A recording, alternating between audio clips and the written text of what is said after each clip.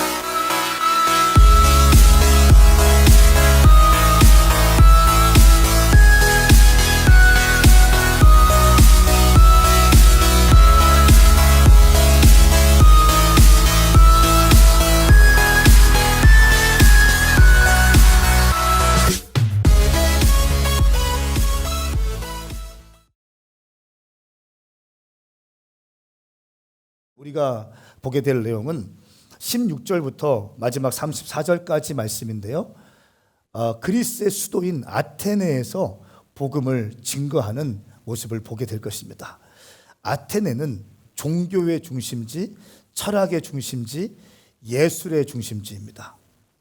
그리고 무려 이 베레아에서 아테네까지 360km의 거리인데 이 360km의 거리를 배를 타고 바울이 복음을 증거하러 가는 모습을 볼 수 있습니다. 많은 학자들이 이렇게 얘기합니다. 많은 신학자들이, 많은 역사학자들이 이 아테네에서의 바울 사역은 실패했다라고 얘기합니다. 실패한 이유에 대해서 몇 가지 얘기하는데 첫 번째는 혼자 움직였다.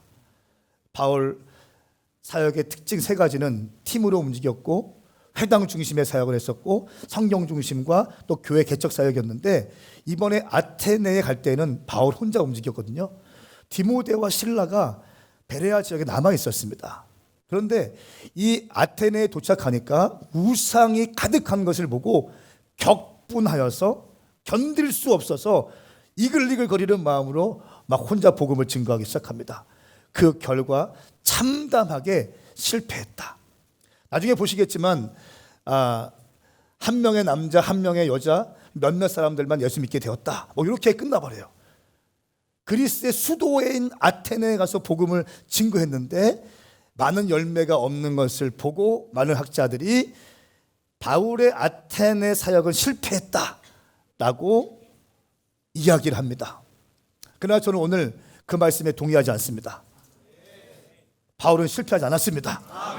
저는 바울은 실패하지 않았다는 전제를 가지고 복음을 추적하면서 여러분에게 말씀을 증거할 것이고, 여러분 가운데 사람들이 여러분을 평가할 때 저 아이는 실패했어, 저 인생은 실패했어, 아직 취업도 못하고 있어, 아직 학교도 못 들어가고 아직 결혼도 못하고 있어, 당신은 실패를 향해서 가고 있는 인생이야 라고 하는 사람들의 시선에 대해서 여러분들이 과감하게 발로 걷어찰 수 있기를 축복합니다. 사람들이 말하는 것이 아니라 그 과정 가운데, 사람들이 말하는 실패의 과정 가운데 내게 주신 메시지가 있고, 그 메시지가 내 심령 가운데 심겨져서 열매를 맺고 있고 자라고 있다면 실패한 것이 아닌 것이죠.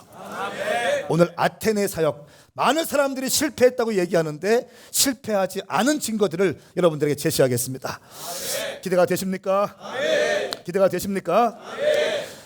제가 의지적으로 강해 설교를 하는 목적은요, 결국 사람을 바꾸는 것은 말씀이기 때문에 그렇습니다.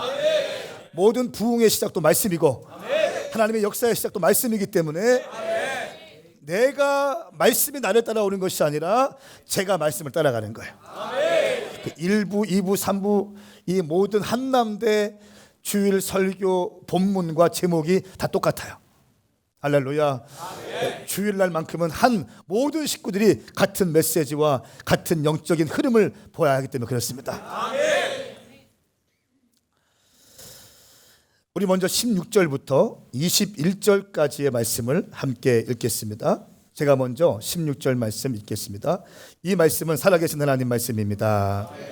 아테네에서 그들을 기다리는 동안 바울은 그 도시가 우상으로 가득 찬 것을 보고 매우 격분했습니다.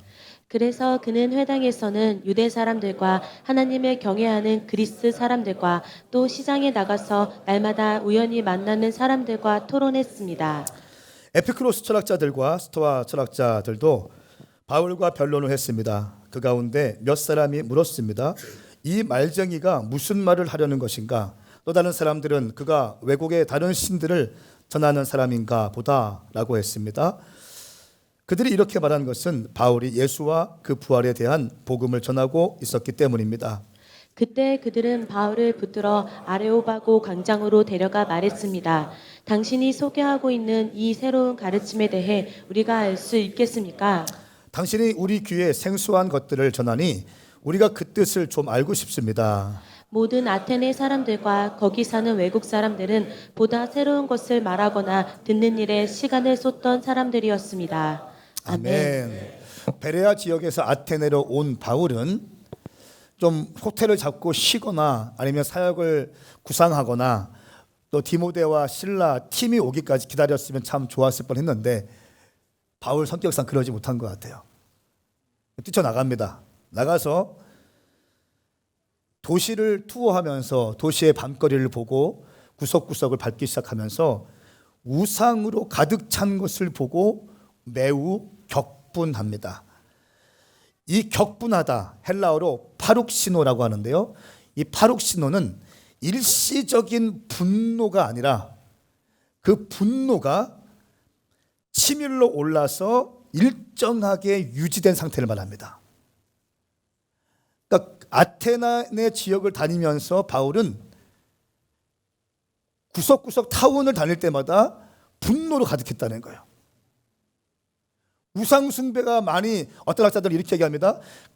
아테네에 살던 사람보다 아테네 시에서 섬겼던 우상 신상들이 더 많다, 이렇게도 얘기합니다. 엄청난 우상 숭배의 영이 있고 우상 신전이 있는 것을 보고 바울은 거룩한 분노로 이글이글 거리기 시작했습니다. 아테네라고 하는 도시의 이름의 뜻은 아테나 여신, 지혜의 여신이고 또 예술의 여신, 동정녀 여신에게 바쳐진 도시라고 하는 뜻입니다. 이 아테네는 여신 숭배에 빠져 있는 도시였고 정기적으로 축제를 열어서 귀신들이 자기의 삶 가운데 들어오고 자신의 삶은 귀신들에게 바치는 그런 영적인 헌신 행위를 했던 곳이 아테네예요. 그러니까 아테네에서 축제했다는 것은 그냥 퍼포먼스가 아니라 어둠의 영들을 경배하고 귀신을 경배하고 귀신을 숭배하는 것을 의미하는 거예요. 그러니까 제가 교회 개척하기 전에 잠실 메인 스테디움에서 레이디 가가라고 하는 아주 유명한 팝 가수인 사람이 왔었습니다. 그래서 그 사람이 와서 그 사람의 공연의 퍼포먼스의 마지막 부분은 때로는 성경을 불태웁니다. 마릴린 맨슨이라고 하는 어떤 사탄 숭배자가 있는데 그 사람의 항상 공연의 마지막 부분은 성경을 불태우고 십자가를 불태우는 장면을 합니다. 제가 저희 팀들 그때 비전 스테이션 팀들과 함께 들어가서 한 30명이 들어가서 잠실 메인 스테디움에 들어서 그 레이디 가가 공연할 때 잠실 스테디움 앞에서 예배하고 그 공연장 전체를 돌면서 땅받기를 하면서 예배하면서 하나님께 이 지역이 주님 것인 것을 선포한 적이 있습니다. 왜냐하면 레이디 가가라고 하는 사람이 딱 오면요, 동성연애 영이 확 풀어집니다. 제가 가만히 느껴요. 그 사람이 와서 그 공연을 한 다음에 그때도 마지막 부분에 큰 용이 나와서 용과 성적 행위를 하는 그런 퍼포먼스를 했어요. 그래서 단순한 콘서트가 아니라 귀신에게 경배하고 합법적으로 귀신의 영을 불러들이는 그런 것이 바로 콘서트입니다. 축제입니다. 여러분 아무 데나 가서 막 기웃거리면 안 되는 거예요. 이해되시면 아멘 하십시다. 그러니까 한국 교회가 한국 땅 가운데 그 다음부터 영계가 바뀌기 시작하면서 어떤 동성애 이런 것들이 확 퍼지기 시작했습니다. 이 아테네라는 도시가 아테나 여신, 지혜의 여신, 예술의 여신, 동정녀 여신이라고 하는 여인에게 바쳐진 도시이면서 정기적으로 여신 숭배를 했고 축제를 열어서 귀신들에게 자기의 삶을 헌신하는 영적 행위를 한 것이 바로 아테네입니다. 어둠의 영들이 사람들에게 경배를 받게 되면 공식적으로 귀신들이 이 도시를 다스릴 수 있는 합법적인 계약을 체결하게 되는 겁니다. 문이 열렸기 때문에 이제는 막 들어와서 사람들의 심령을 깨뜨리고 자살하게 만들어버리고 하는 것이 그냥 되는 게 아니에요. 다 이유가 있는 겁니다. 그래서 우리가 금요일 밤에 우리 손 목사님 말씀에 오늘 아침 말씀하실 때는 압구궁동 압구궁동이라고 하는, 제가 대학 다닐 때 그런 말이 붙었었어요. 하여튼 대전에도 압구궁동이 있다. 압구궁동, 이 궁동에 가서 가장 뜨거운 밤 12시에 가서 기타 치고 예배하고 예수님의 복음을 증거하고 예수님이 당신의 인생의 최고의 가치라고 얘기해주고 비전을 심어주고 주님을 기타로 경배하는 것들, 이건 뭡니까? 우상 숭배에 빠져있고 술과 모든 섹스와 모든 더러움 가운데 빠져있는 그 지역을 어떻게 하는 겁니까? 보호하는 겁니다. 아멘. 할렐루야. 아멘. 사랑하는 여러분, 이 아테네가 이런 지역이었다는 것입니다. 또한 이 지역은 철학의 도시로 유명했습니다. 우리가 알고 있는 소크라테스, 또 아리스토텔레스, 이런 플라톤, 이런 분들이 다 이 지역에서 태어나고 이 지역에서 활동했던 사람입니다. 고대 민주주의의 꽃을 피웠고 올림픽의 시작점이 바로 아테네입니다. 굉장한 도시예요. 그리스의 수도입니다. 여기에서 바울이 복음을 증거했어요. 에피쿠로스 학파가 나옵니다. 18절 말씀에 보니까 에피쿠로스 철학자들과 스토아 철학자들도 바울과 변론을 하면서 말했습니다. 당신의 얘기를 좀 해보십시오 라고 하면서 아레오바고 광장에 데리고 갑니다.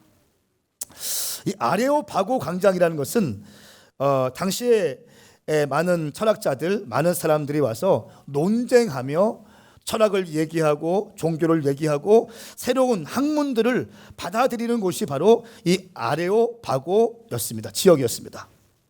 아레오바고로 올라가는 언덕이 있습니다. 저 계단을 따라 올라가면은 이제 아레오바고가 있고, 저기 돌 앞에 있는 검은색 비문이 있는데요. 저기는 오늘 바울이 사도행전 17장에서 아테네에서 설교했던 내용을 헬라어로, 그리스어로 그대로 기록해 놓은 비문이 있습니다.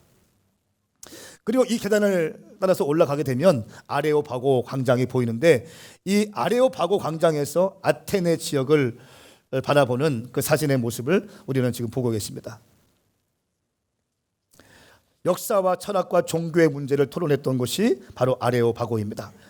또 이 사람들은 먹고 사는 문제가 해결된 사람들은 많은 새로운 학문들, 새로운 학설들을 가지고 논쟁하는 것들을 일상으로 삼고 있었습니다.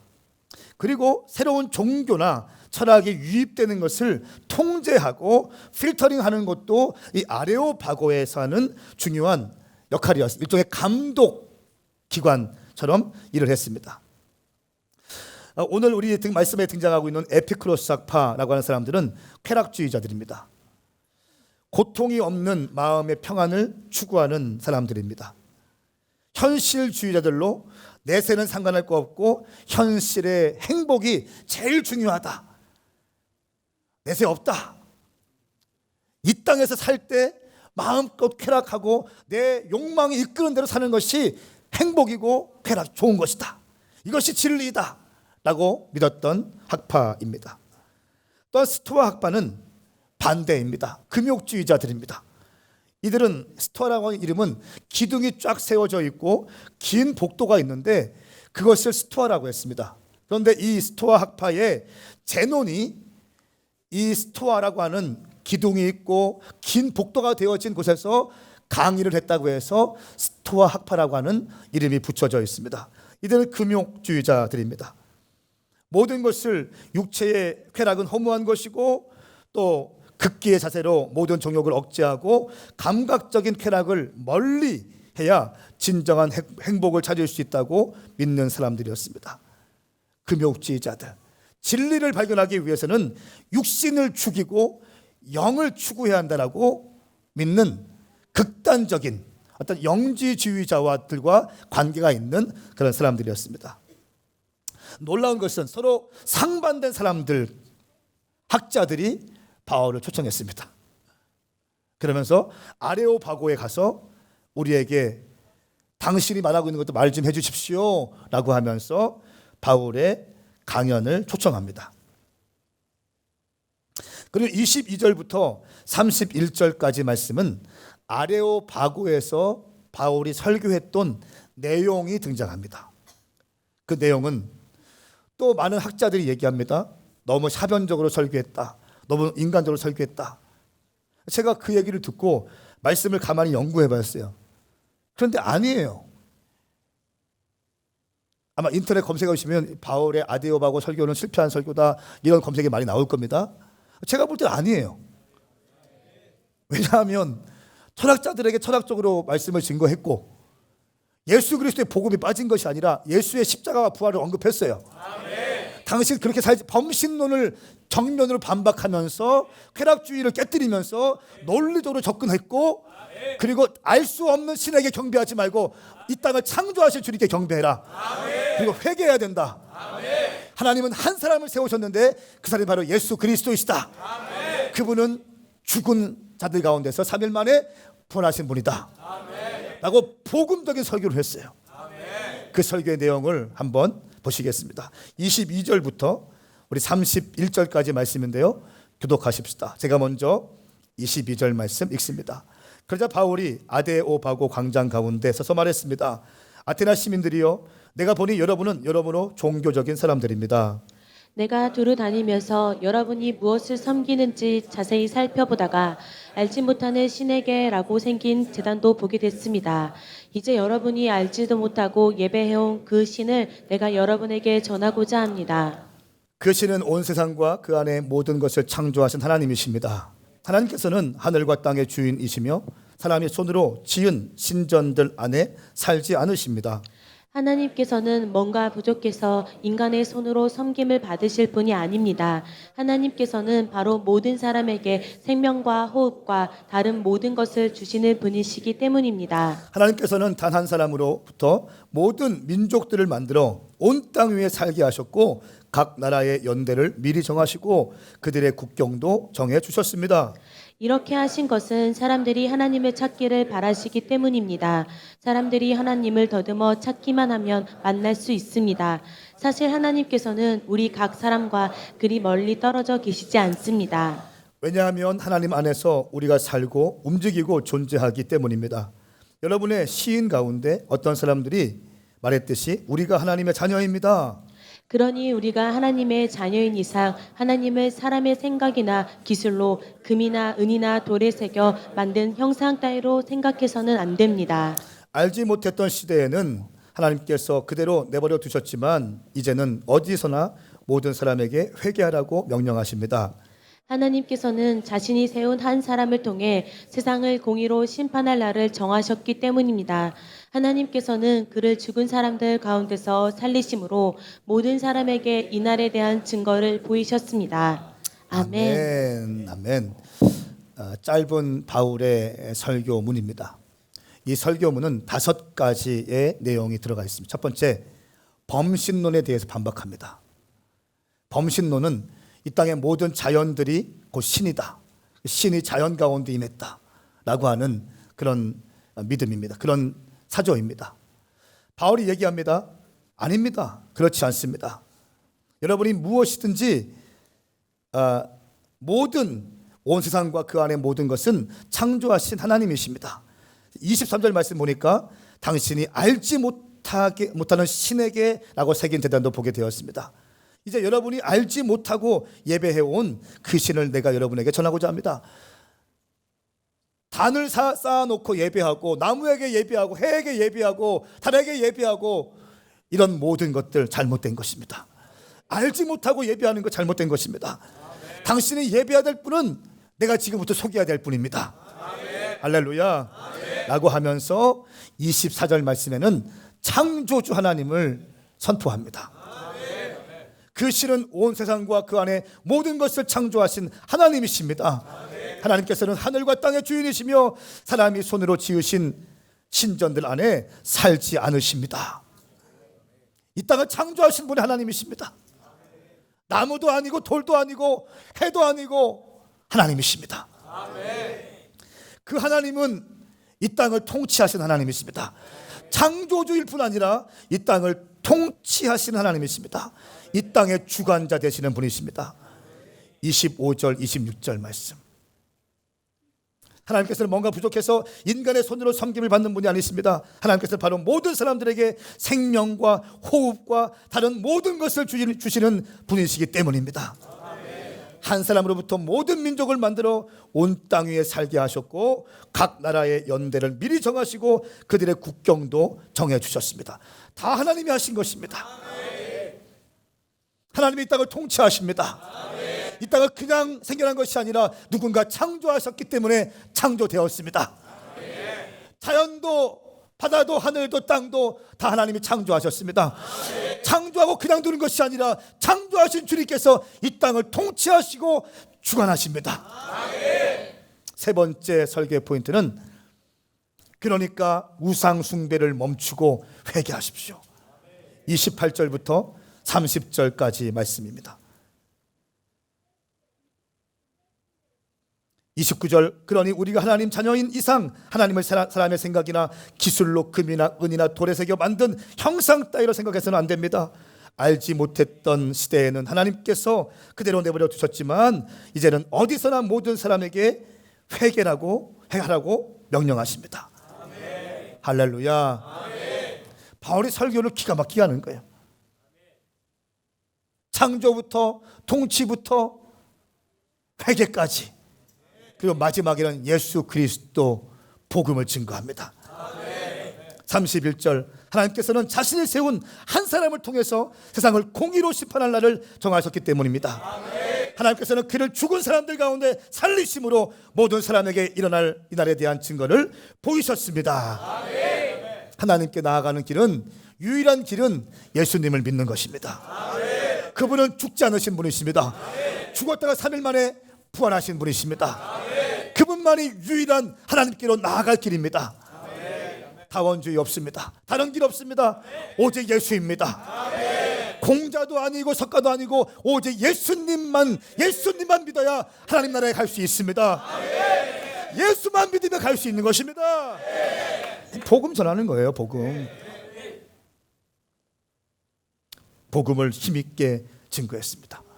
그런데 이 말씀을 듣는 회중들의 반응이 심상치 않았어요. 이전 같으면 많은 사람들이 따라왔다고, 유대인들 따라왔다고 하는데 이 아테네 설교에서는 많은 사람들이 반응하진 않았습니다. 이게 팩트예요. 맞아요. 사실이에요. 보시겠습니다. 32절부터 34절까지 말씀입니다. 함께 읽겠습니다. 시작.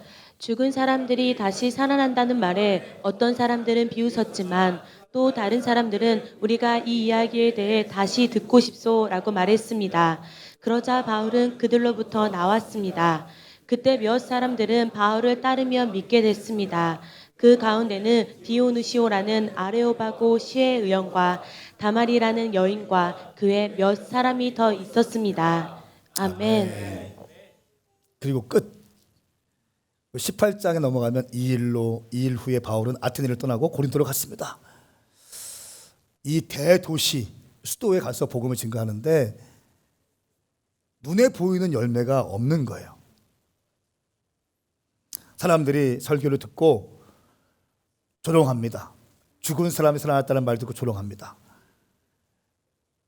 그리고 다음에 한 번 더 듣고 싶습니다. 이런 말도 나오고, 그리고 말씀을 듣고 반응하는 사람들이 몇 사람은 바울을 따르게 되었습니다. 그 사람의 이름이 등장되어 있어요. 그리고 몇 사람이 더 있었습니다. 이렇게 하고 아테네 사역이 마무리됩니다. 여러분, 그렇다고 해서 바울의 사역이 실패한 것인가요?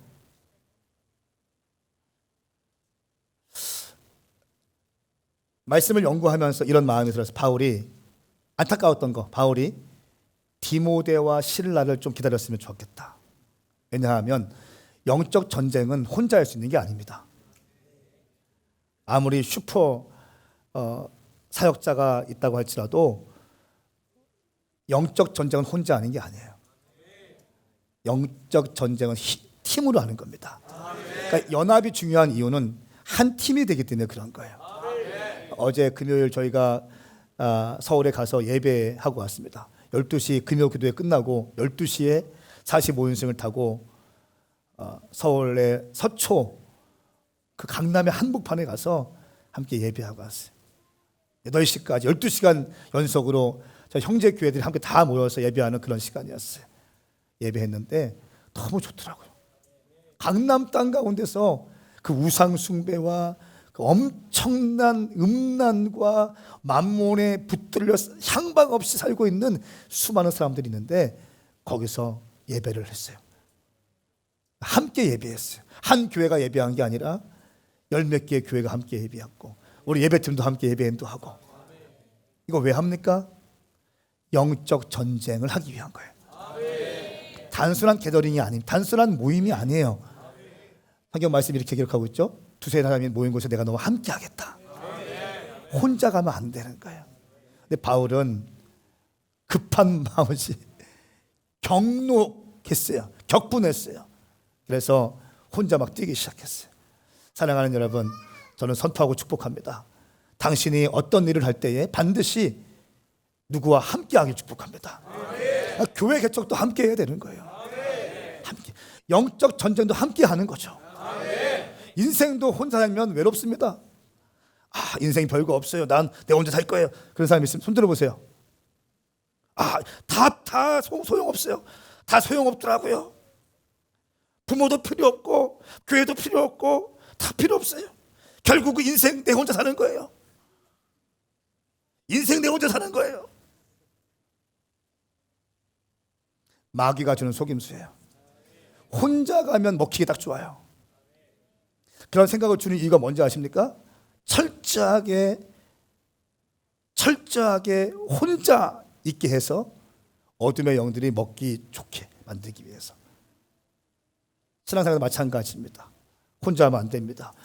그래서 셀이 필요한 거죠. 셀이 있고 팀이 있는 이유는 함께 주님을 섬기기 위해서요.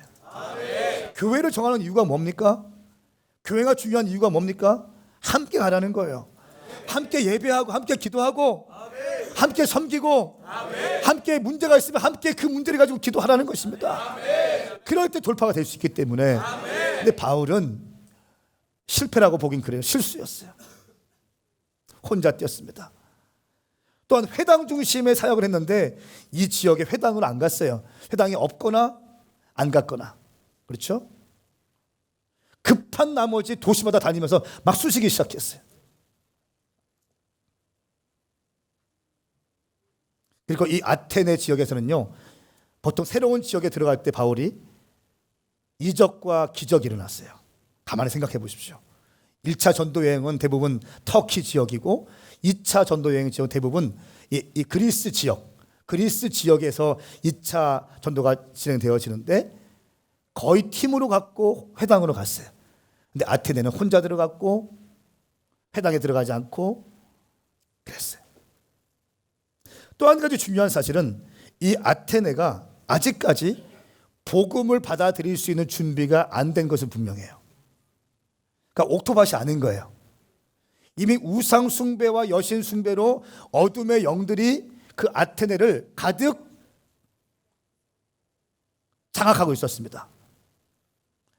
어둠의 영들이 이미 합법적으로 여신 숭배와 축제를 통해서 경배를 통해서 합법적으로 아테네 지역을 장악하고 있다면 어떻게 해야 됩니까? 워시퍼, 그래서 예배자가 굉장히 중요한 거예요. 그러니까 워시퍼들, 레위인들 이런 사람들이 들어가서 거기서 먼저 함께 예배하기 시작해야 되는 거예요. 그러니까 반대로 귀신에게 경배했던 지역에 들어가서 하나님을 경배하기 시작하는 거예요.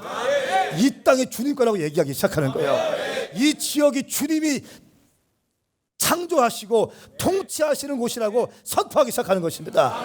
그리고 주의 아름다움을 높여드리고 주의 일하심을 기대하시면서 또 기도하다가 예배하다가 주님이 보여주시는 예언적인 그림을 보고 선포하고 할렐루야. 그때 계시가 임하면, 그때 예언이 임하면 입술을 열어서 계시적으로 선포하고 예언을 선포하고 할 때에 그 어둠의 영들이 장악하고 있던 그 견고한 진간 가운데 균열이 생기기 시작하는 겁니다.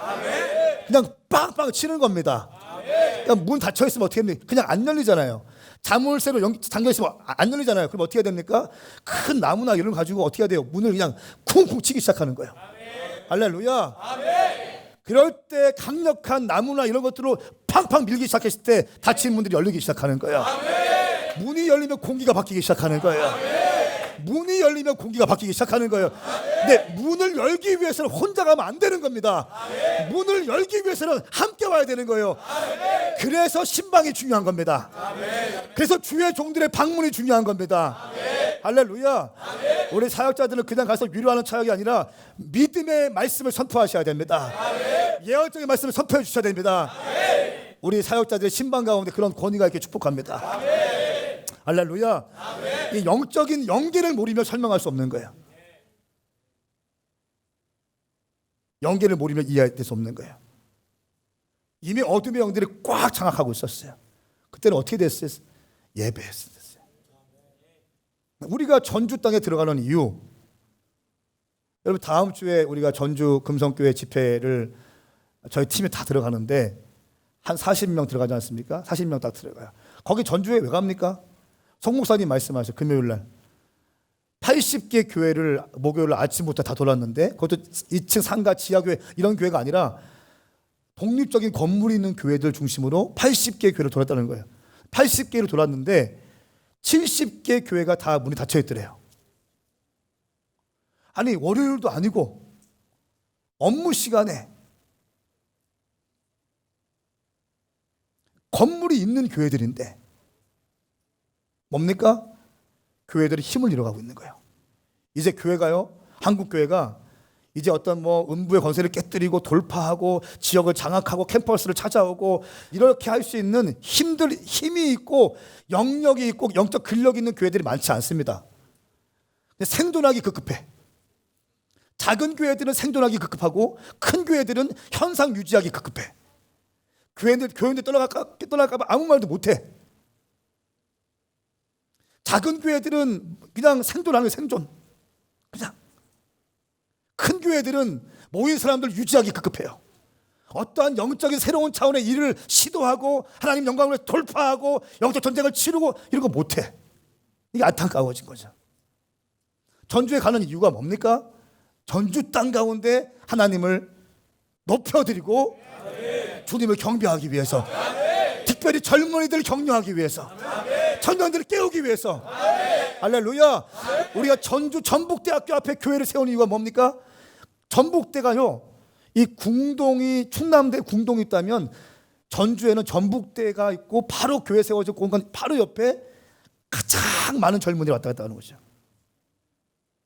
호남에서 가장 큰 대학교, 3만 6천 명의 학생들과 교직원과 직장인, 교회 세워져 바로 옆에 젊은이들이 바글바글 거리는 곳이에요.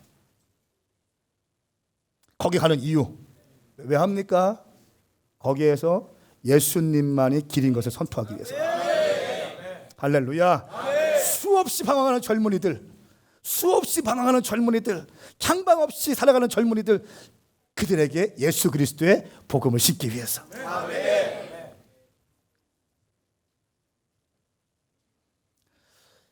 제가 느끼는 것은 전주 땅 가운데 참 하나님께서 주신 마음이 뭔가 준비해 놓으셨다는 생각이 들어요. 준비해 놓으셨다.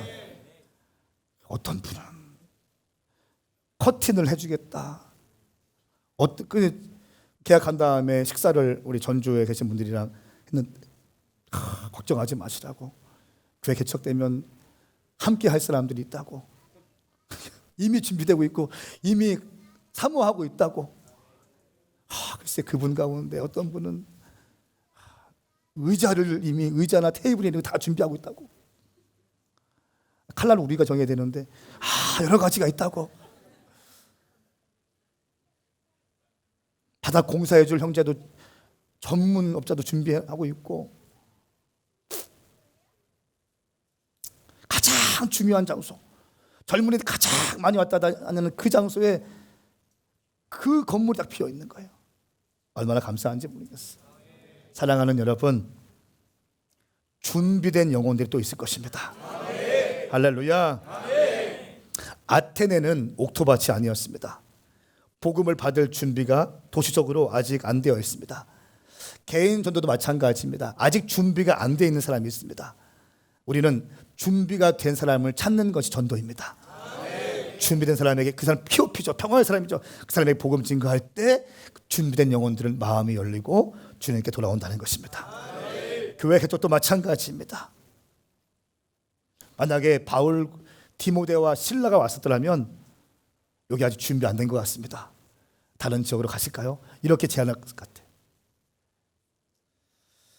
그러나 여러분, 우리가 주님의 일을 할 때 실망하지 않아야 될 이유가 있습니다.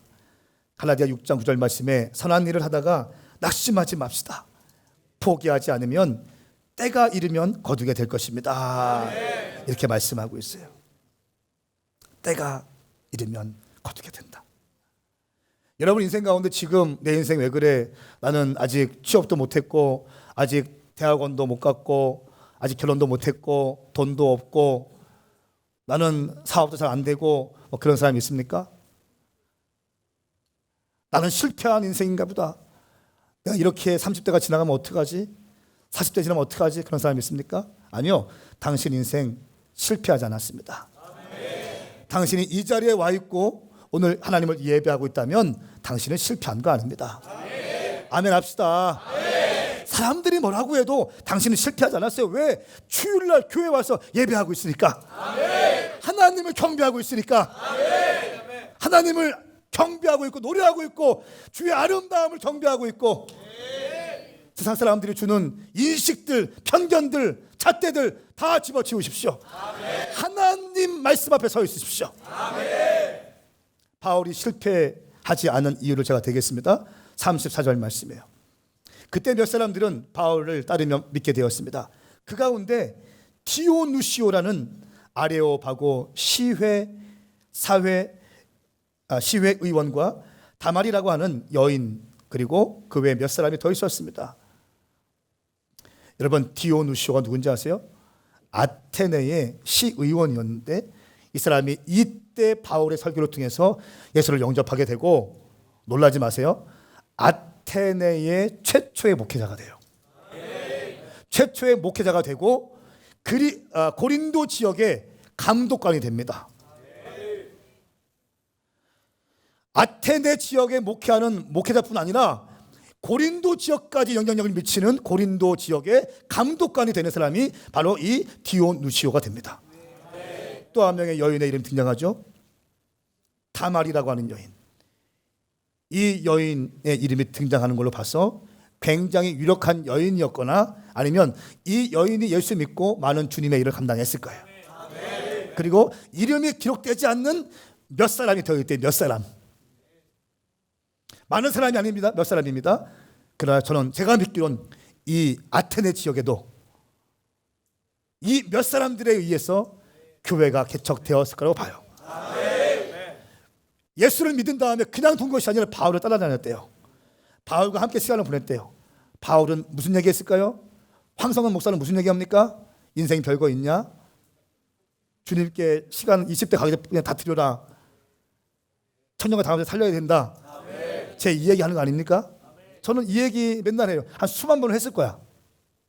이 얘기를 하면 질려야 되는데 안 질려. 더 깊어져. 아멘 하세요. 똑같은 세계 똑같이 하는데 안 질린다니까 저는요. 여러분도 어떤지 모르겠어요. 질리신 분 아멘. 안 질리면 아멘. 힘이 없지만 아멘 했어요. 저는 다음 세대 청년들 인생 뭐 있냐, 언신해라, 뭐 별거 없다 이렇게 하지 않습니까? 바울은 뭐 했을 것 같아요? 인생 뭐 있냐, 별거 없다, 예수님이 진짜다, 교회 개척해라. 가족계 빨리 시작해, 가족계 빨리 시작해.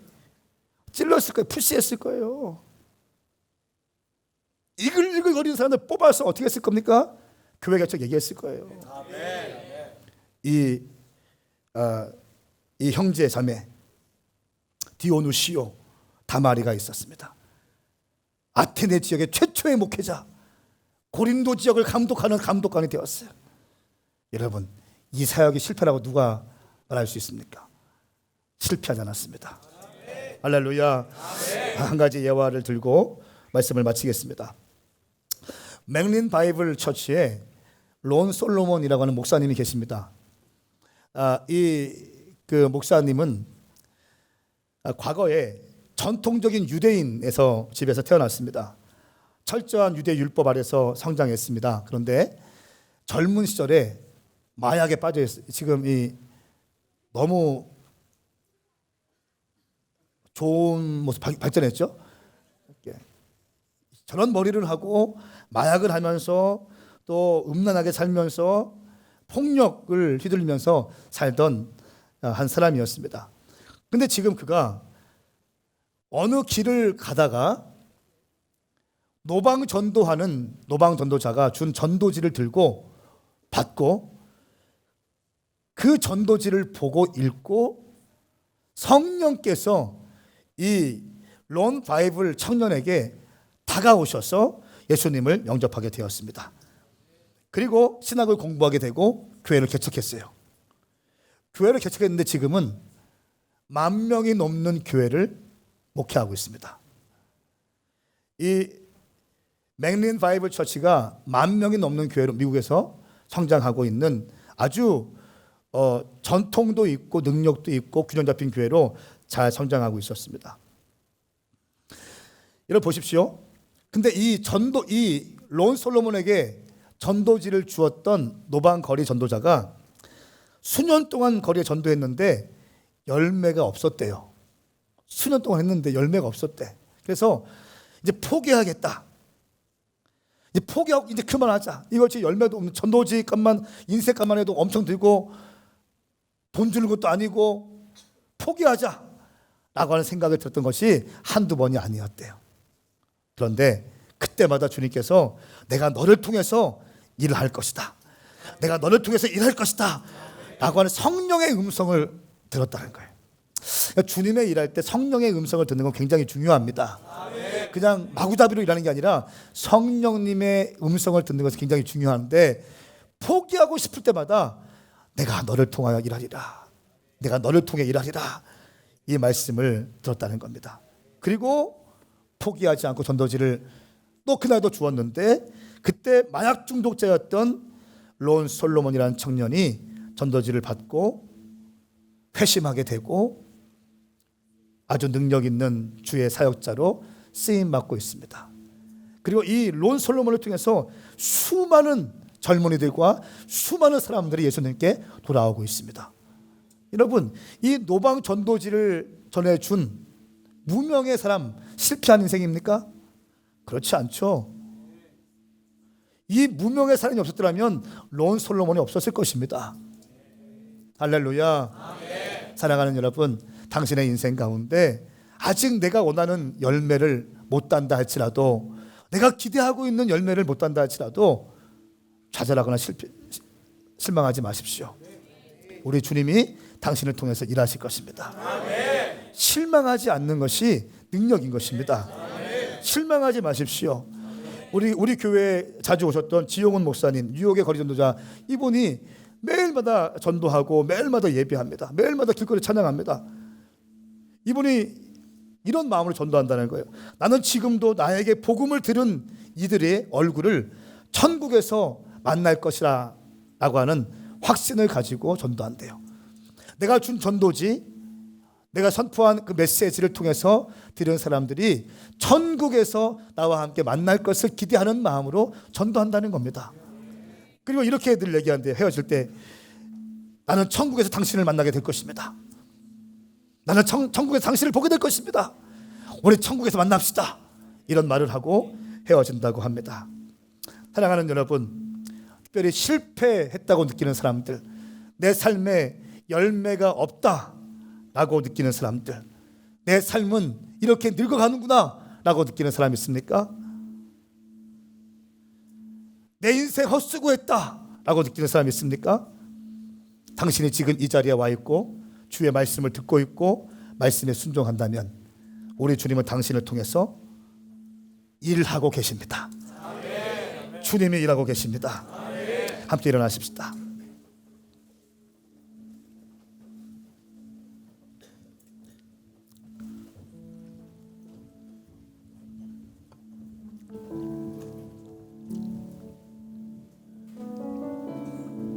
하나님은 오늘 순종하는 당신을 통해서 디오누시오, 그리고 다말이라고 하는 사람들을, 그리고 이름이 기록되지 않은 몇 사람들을 준비하실 것입니다. 아멘. 당신을 통해서 미래의 론 솔로몬 목사님과 같은 사람들을 준비하실 것입니다. 아멘. 기억하십시오. 순종에 실패하지 않았다면 당신은 실패한 것이 아닙니다. 아멘. 당신이 순종에 실패하지 않았다면 당신은 실패한 것이 아닙니다. 아멘. 우리 주님을 경배하십시다. 지쳐있고 낙심이 되고 내 인생이 실패했다고 느껴지는 사람이 있습니까? 불투명한 진로,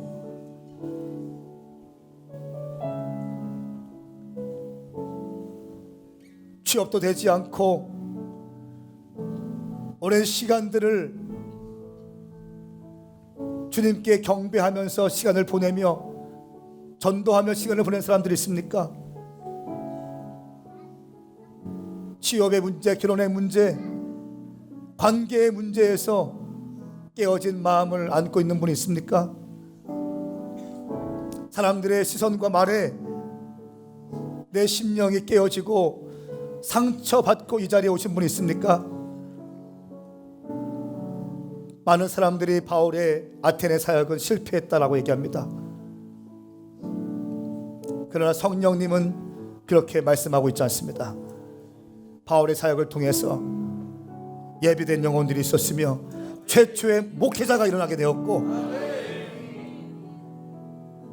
가정교회가 세워졌을 것이며 주님을 경배하는 놀라운 역사가 그 우상 숭배에 가득한 그 현장 가운데 교회가 세워질 것이기 때문입니다.